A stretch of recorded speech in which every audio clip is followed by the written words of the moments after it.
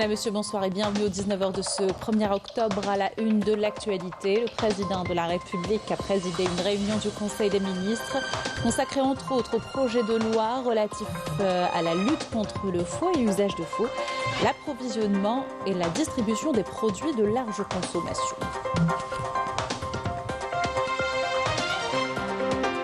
L'Algérie condamne fermement l'attentat terroriste odieux qui a ciblé le siège du ministère de l'Intérieur dans la capitale turque Ankara et dans lequel 2 officiers de police ont été blessés.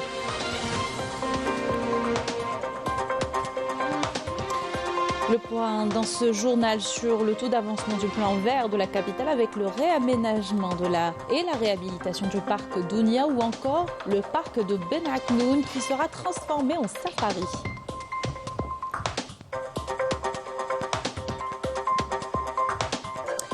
Journée internationale des personnes âgées, nous parlerons de la prise en charge de cette catégorie et l'amélioration de ses conditions de vie, le volet sanitaire également à travers le portrait de gérontologie.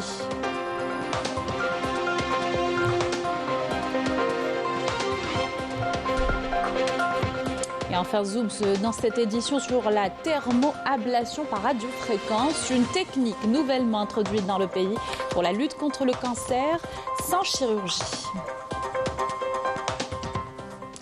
Bienvenue à tous, heureuse de vous retrouver. Je vous le disais en titre, le président de la République, chef suprême des forces armées, ministre de la Défense nationale, Ahmed Tebboune, a présidé une réunion du Conseil des ministres consacrée au projet de loi relatif à la lutte contre le faux et l'usage de faux, ainsi qu'à des exposés dans l'approvisionnement et la distribution des produits de large consommation. Il est question également de l'évaluation de la rentrée scolaire et universitaire, la formation et la recherche scientifique dans le domaine de l'hydrogène vert. L'Algérie condamne fermement l'attentat terroriste odieux qui a ciblé le siège du ministère de l'Intérieur dans la capitale turque Ankara et dans lequel 2 officiers de police ont été blessés dans l'exercice des missions du devoir national. Tout en priant Dieu Tout-Puissant d'accorder un prompt rétablissement aux blessés, l'Algérie réaffirme sa pleine solidarité avec la Turquie, pays frère, suite à cet attentat terroriste perfide et appelle à la nécessaire conjugaison des efforts régionaux et internationaux pour faire face au terrorisme sous toutes ses formes et mettre fin à ces pratiques visant la déstabilisation des États. Et un attentat suicide a frappé donc ce matin le cœur de la capitale turque, Ankara. Selon le ministre turc de l'Intérieur, 2 policiers ont été légèrement blessés dans l'attaque perpétrée par 2 terroristes. L'un s'est fait exploser, l'autre a été neutralisé. L'attentat a eu lieu dans le quartier des ministères, à proximité du Parlement où le président turc était attendu. Les terroristes n'atteindront jamais leurs objectifs, a déclaré Recep Tayyip Erdogan quelques heures après au sein de l'hémicycle. Clôture ce dimanche de la 22e édition du Salon international du tourisme et des voyages. Le CITEV, qui a regroupé plus de 250 exposants, dont 30 étrangers, a été une opportunité pour faire la promotion de la destination Algérie. Le tourisme saharien notamment, puisque l'événement coïncide cette année avec le début de la saison. Saïda Mayouf pour les détails. Le Salon international du tourisme et des voyages dans sa 22e édition et au terme de 4 journées de travaux intenses aura constitué un espace idoine pour tisser des liens et nouer des partenariats entre opérateurs nationaux et étrangers désireux de conquérir de nouvelles destinations.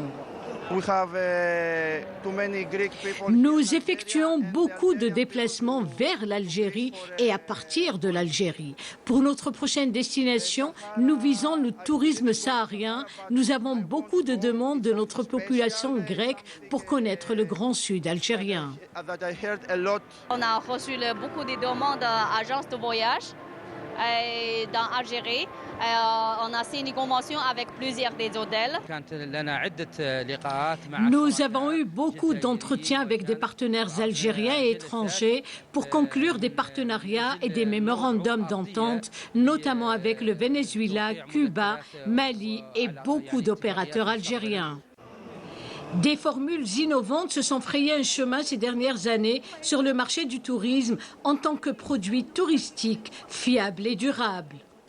Je suis venue ici au salon pour soutenir l'action des maison d'hôtes parce que nous-mêmes en France, nous sommes un certain nombre de paysans qui avons lancé le concept de l'accueil à la ferme. C'est-à-dire que nous accueillons sur nos fermes les touristes qui veulent venir se reposer ou profiter de notre espace. En Algérie, on arrive à labelliser 9 maisons d'hôtes. Nous avons à Tizi Ouzou, à Biniani, dédié à l'artisanat. Nous avons aussi le côté de la wilaya de Bijaya. Nous avons Ghardaya, Timimoun, Biskra, Mnia, Boussaada et Betna. Il y en a d'autres, Inch'Allah. Échange de points de vue et expériences, échanges culturels, rapprochements fructueux. Nul doute, le CITEV aura marqué les participants d'une empreinte indélébile. C'était une expérience très très riche qui nous a permis un petit peu donc de tisser des relations, d'offrir cet espace à nos opérateurs pour échanger leur expérience, pour échanger aussi même les cultures. Parce que comme on a des exposants étrangers, donc ce rapprochement entre les peuples et les cultures, ça fait partie du tourisme en général. Promouvoir davantage ce bon qualitatif perçu à travers le CITEV, c'est insuffler un nouvel élan à l'économie nationale. Le point à présent sur le taux d'avancement du plan vert de la capitale. Comme son nom l'indique, il concerne le réaménagement des espaces verts à Alger.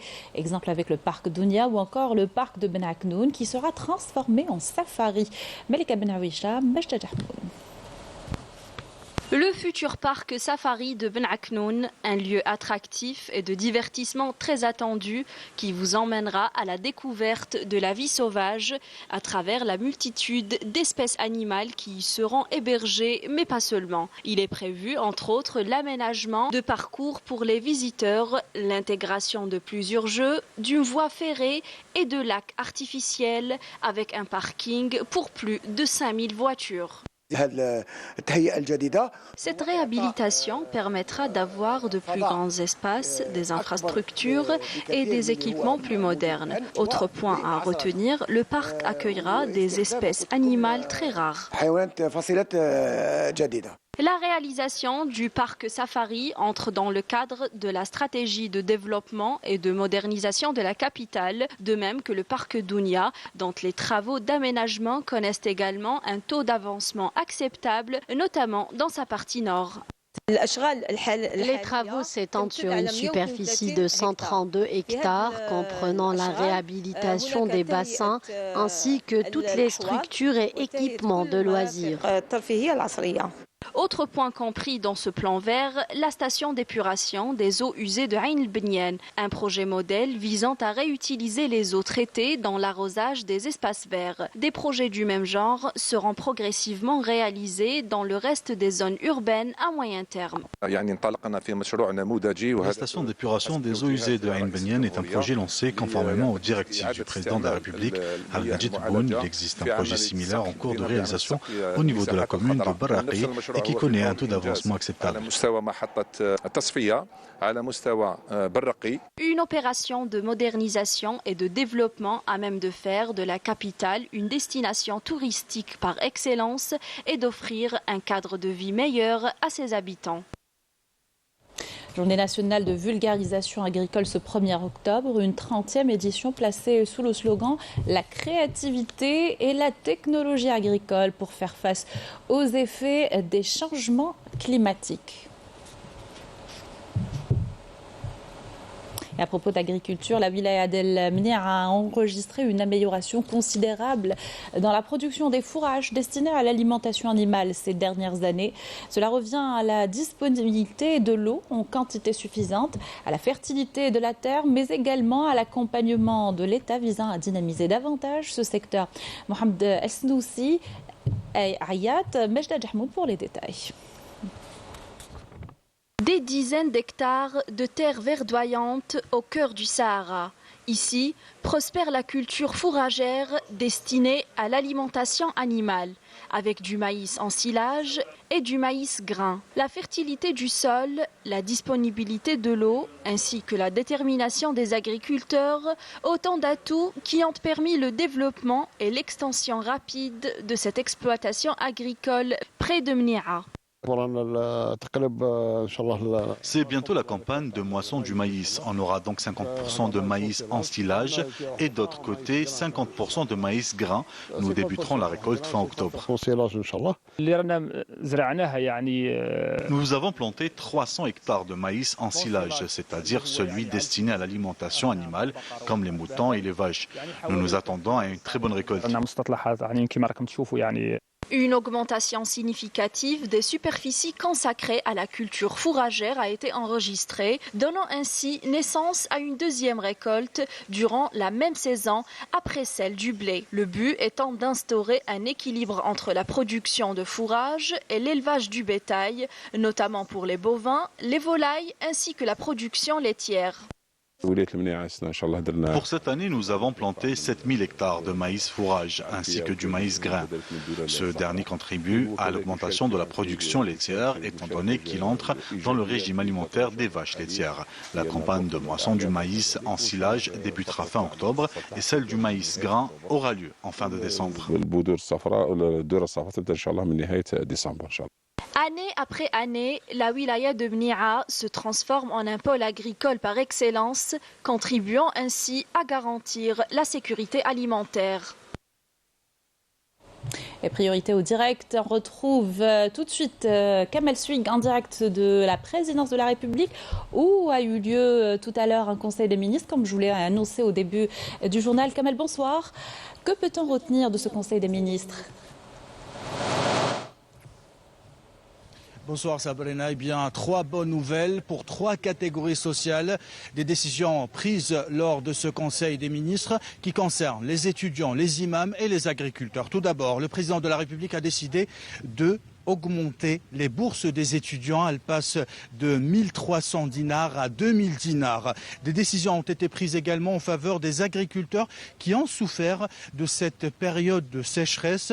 Eh bien, l'État leur vient en aide en leur fournissant des semences et des engrais gratuitement. Le président de la République a ordonné pour mettre en place un projet de loi pour revoir les salaires des imams. Le président de la République a insisté également sur un point très important, celui de l'importance de suivre scrupuleusement les décisions des conseils des ministres, des différents conseils des ministres, et de voir quelles sont les décisions qui ont été appliquées et voir également pourquoi d'autres décisions ne sont pas toujours appliquées. Autre décision importante, l'organisation de l'importation afin de mettre fin plutôt aux fausses interprétations et permettre aux consommateurs algériens d'avoir des produits de première nécessité, des produits de large consommation. Merci Kamel Swing pour ces détails. Je rappelle que vous êtes en direct de la présidence de la République où vient de se terminer un conseil des ministres présidé par le président de la République, Ahmed Tebboune. Et ce 1er octobre coïncide avec la journée internationale des personnes âgées, une catégorie dont le nombre a triplé en 40 ans selon l'ONU, une hausse qui se poursuivra les années à venir, d'où l'importance de la promotion de la santé, de la prévention et du traitement des maladies tout au long de la vie, mais aussi la prise en charge de cette frange fragile. L'Algérie a œuvré à renforcer les mécanismes de prise en charge des personnes âgées et à améliorer leurs conditions de vie. Des centres dédiés existent dans tout le pays. Illustration à Tlemcen avec Alaouf Hamouche. Nous sommes sur l'un des lieux de détente privilégiés pour les Tlemceniens, au plateau de l'Alla City, où se trouve aussi le centre des personnes âgées de Tlemcen. Au sein de cet établissement, tous les soins sont prodigués à cette frange particulièrement fragile. Un toit certainement, mais également la chaleur d'un foyer. Je tiens à remercier le personnel médical. Ici, nous sommes dorlotés et nous sommes bien pris en charge. Nous ne manquons de rien. Le personnel médical est aux petits soins. Je tiens à remercier les responsables de l'établissement.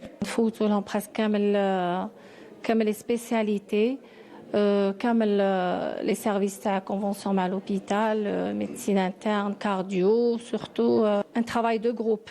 C'est-à-dire ليل ونهار بصفة علينا واجب هذا سيدي مساكن ما عندهمش شكون. À l'occasion de la célébration de la Journée mondiale des personnes âgées, la ministre de la Solidarité nationale, de la famille et la condition de la femme, Kautar Kerikou, a tenu à se déplacer et à passer un moment chaleureux et convivial avec les résidents de ce centre de personnes âgées. Le secteur de la solidarité nationale œuvre, et ce, en coordination avec d'autres institutions étatiques, à renforcer les mécanismes de prise en charge de la catégorie des personnes âgées, tels que la création de fermes pilotes pédagogiques au profit de cette frange de la société. Parmi d'autres mécanismes figure la plateforme de signalement des personnes âgées en situation difficile et d'intégration économique, en proposant des mini-projets adaptés aux personnes âgées ainsi que des subventions directes. Si la loi est garante de leur droit à la prise en charge des personnes âgées, reste un devoir moral. Le Conseil national des droits de l'homme a enregistré une baisse continue du nombre de résidents dans les 32 établissements d'accueil des personnes âgées implantés sur le territoire national, passant de 2000 personnes en 2010 à près de 1500 personnes en 2021. La santé des personnes âgées requiert également une attention particulière. La gériatrie ou la gérontologie est d'ailleurs une spécialité à part entière de la médecine moderne. Et le portail de gérontologie informe justement sur tout ce qui a trait à cette spécialité et aux besoins des seniors. Yamina Saïdji nous en dit plus dans ce reportage. Selon l'Office national des statistiques, la population âgée ou dépassant 60 ans va passer de 4,6 millions à 6,7 millions d'ici 2030. Pour garantir une prise en charge optimale aux personnes du 3e âge, le portail de gérontologie offre une large gamme de services personnalisés pour les personnes âgées, des services adaptés à leurs besoins au quotidien. De l'assistance à domicile aux soins médicaux, cette entreprise se place au cœur de l'accompagnement des seniors pour leur garantir une vie épanouie et sécurisée. Notre première mission, c'est d'apporter de l'aide par l'information aux familles, de l'orientation. On a un annuaire des services privés pour permettre aux familles. D'ailleurs, on lance un appel aux entreprises d'aide à domicile qui veulent bien nous signaler leur existence pour qu'on puisse promouvoir l'information. On a aussi une mission d'accompagnement des entreprises et des associations spécialisées. De l'accompagnement à domicile, c'est un projet qu'on a mis en place à travers l'entrepreneuriat, c'est-à-dire qu'on recrute des auxiliaires de vie cadres qui ont une volonté de créer leur entreprise. Ils commencent par être incubés ici, ils montent leur projet, on les couvre juridiquement et après, avec le temps, ils montent leur entreprise. Le portail de gérontologie qui a des assistants, des AVS, c'est-à-dire des aides à domicile et qui peuvent assurer quand même qui assurent les soins à domicile, voilà, par rapport aux patients qui ne peuvent pas se déplacer. Mais ce n'est pas tout. Ce portail offre une opportunité de formation pour les personnes souhaitant devenir auxiliaires de vie sociale. On a aussi un programme de coaching. Donc les auxiliaires de vie, vous savez, la professionnalisation en Algérie est encore à ses débuts. Donc on contribue par des formations de 7 jours, plutôt du coaching de 7 jours pour les auxiliaires de vie, en attendant que le ministère de la Formation et de l'Enseignement professionnel actualise sa nomenclature pour qu'on puisse délivrer des qualifications sur 3 ou 6 mois. L'auxiliaire de vie, c'est aider des sujets en situation dépendante. Différentes tâches, nursing, prise des médicaments, repas, faire sortir ou mobilisation et autres tâches. Et ça consiste aussi de garder d'autres aspects pour le sujet âgé, bien de garder son autonomie le plus possible. Cette femme qui a bénéficié des services de la plateforme évoque son expérience. Je suis convaincue qu'on peut très bien accompagner une personne malade en Algérie pour en avoir fait l'expérience. Donc ça a été une prise en charge durable, très belle, avec des bons moments aussi, des beaux moments. Parce que la maladie, c'est pas que du malheur et de la tristesse, il y a aussi des moments de joie. On a vécu, alhamdoulilah, avec cette personne, vraiment une belle prise en charge, puisqu'elle avait déjà c'était quelqu'un de formé aussi, et qui avait un comportement avec ma mère, la Hamra, qui était avec un grand respect de sa dignité humaine. Et en fait, c'est ça qui a fait la différence, c'est que la manière dont on traite le patient, elle est primordiale. En plus du coaching et des formations dispensées, l'entreprise collabore avec 5 associations partenaires et 4 entreprises spécialisées dans le domaine. Son objectif, contribuer au développement de cette spécialité et améliorer ainsi la qualité de vie des personnes âgées en Algérie. Santé toujours et zoom sur cette technique nouvellement introduite en Algérie, la thermoablation par radiofréquence. Elle consiste à introduire une sonde dans le nodule thyroïdien pour la destruction des zones touchées par la tumeur. Vous l'aurez compris, il s'agit d'un traitement du cancer non chirurgical. Il est disponible à l'hôpital Mahmoudi de Tizi Ouzou. L'Akhdar Kawan, Amali Siridir. Une réelle alternative à la chirurgie. Une grande première pour l'hôpital Chahid Mahmoudi de Tizi Ouzou. Ces praticiens se préparent pour mener une opération en recourant à une toute nouvelle technique, la thermoablation. Cette dernière permet de soulager la douleur et de traiter les tumeurs de façon novatrice en utilisant des fréquences thermiques précises. Nous avons introduit une nouvelle technique qui est la thermoablation par radiofréquence. Elle consiste en l'introduction d'une sonde de radiofréquence dans le nodule thyroïdien. Nous opérons des petits mouvements permettant la destruction des différentes zones. Une réduction du volume du nodule est obtenue sans une disparition totale de ce dernier. Après le geste, le patient reste en surveillance environ 2 heures. Il faut que le sérum utilisé soit froid. Nous procédons à une anesthésie locale. La technique de thermoablation par radiofréquence contribue à réduire la douleur chez le patient tout en permettant de traiter simultanément plusieurs parties du corps. Une technique dont l'efficacité est prouvée. Jusque-là, 16 patients ont été traités par cette technique. Cette technique est beaucoup plus facile qu'une intervention chirurgicale. Dans certains cas, on peut l'utiliser pour traiter les patients qui présentent des métastases au niveau du foie. On utilise la chaleur pour détruire la zone. Dieu merci, la thermoablation est pratiquée en Algérie. C'est une bonne chose pour nous.